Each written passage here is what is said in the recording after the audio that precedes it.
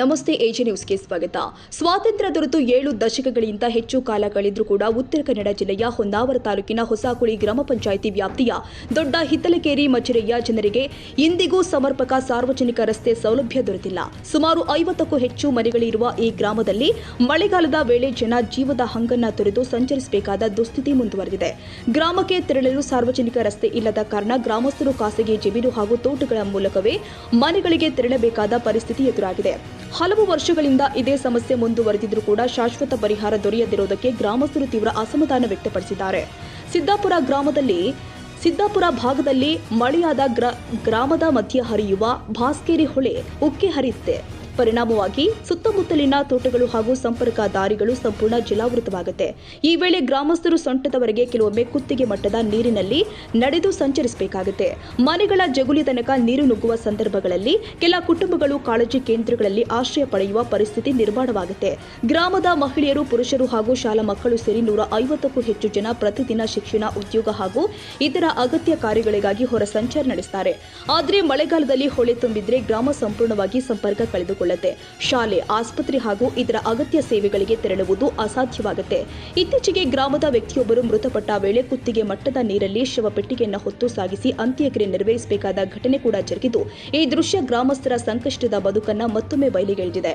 ಮೂಲಭೂತ ಸೌಲಭ್ಯಗಳ ಕೊರತೆಯಿಂದಾಗಿ ಮೃತದೇಹವನ್ನು ಸುರಕ್ಷಿತವಾಗಿ ಸಾಗಿಸಲು ಸಾಧ್ಯವಾಗದ ಪರಿಸ್ಥಿತಿ ನಿರ್ಮಾಣವಾಗಿರುವುದು ಆಡಳಿತ ವ್ಯವಸ್ಥೆಯ ವೈಫಲ್ಯಕ್ಕೆ ಸಾಕ್ಷಿಯಾಗಿದೆ ಅಂತ ಸ್ಥಳೀಯರು ಆರೋಪಿಸಿದ್ದಾರೆ.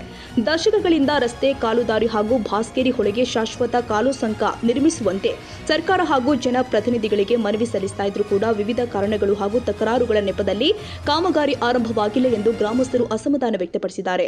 ಮಳೆಗಾಲ ಬಂದಾಗಲೆಲ್ಲ ಜೀವ ಭಯದಲ್ಲಿ ಬದುಕುವಂತಾಗಿದೆ. ಮಕ್ಕಳ ಶಿಕ್ಷಣ, ಉದ್ಯೋಗ ಹಾಗೂ ಆರೋಗ್ಯ ಸೇವೆ ಸೇರಿ ಪ್ರತಿಯೊಂದು ಅಗತ್ಯಕ್ಕೂ ಸಂಕಷ್ಟ ಎದುರಾಗ್ತಾ ಇದೆ. ಕೂಡಲೇ ಸಾರ್ವಜನಿಕ ರಸ್ತೆ ಹಾಗೂ ಶಾಶ್ವತ ಕಾಲು ಸಂಕ ನಿರ್ಮಿಸಿ ಸುರಕ್ಷಿತ ಸಂಚಾರಕ್ಕೆ ಅವಕಾಶ ಕಲ್ಪಿಸಬೇಕು ಅಂತ ಗ್ರಾಮಸ್ಥರು ಆಗ್ರಹಿಸಿದ್ದಾರೆ.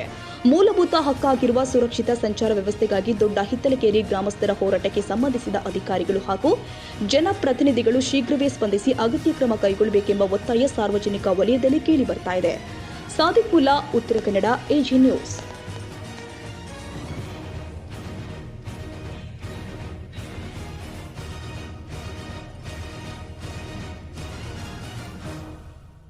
ಕನ್ನಡಿಗರ ಮೆಚ್ಚಿನ ನಿಮ್ಮ ಎಜೆ 24/7 ನ್ಯೂಸ್ ಕನ್ನಡ ವಾಹಿನಿ ಇದೀಗ ಟಿವಿಯಲ್ಲಿ ಲಭ್ಯ. ವೇಳೆ ನೋಟಿಸ್ ಕೊಟ್ಟಿದ್ರೆ ವಾಪಸ್ ತಗೋತೀವಿ. ಇವತ್ತು ವಕ್ಫ್ ಪ್ರಾಪರ್ಟಿ ಅಂತೇಳಿ ಬರ್ತದೆ ಅಂತ ಹೇಳಿದ್ರೆ ರೈತರು ಬೀದಿಗೆ ಬಂದು ಏನ್ ಮಾಡ್ಬೇಕಾಗತ್ತೆ? ಯಾರು ವೋಟ್ ಹಾಕಿಲ್ಲ ಅಂದ್ರೆ ಗ್ಯಾರಂಟಿನೆಲ್ಲ ಸ್ಟಾಪ್ ಮಾಡ್ಬಿಡ್ತೀವಿ.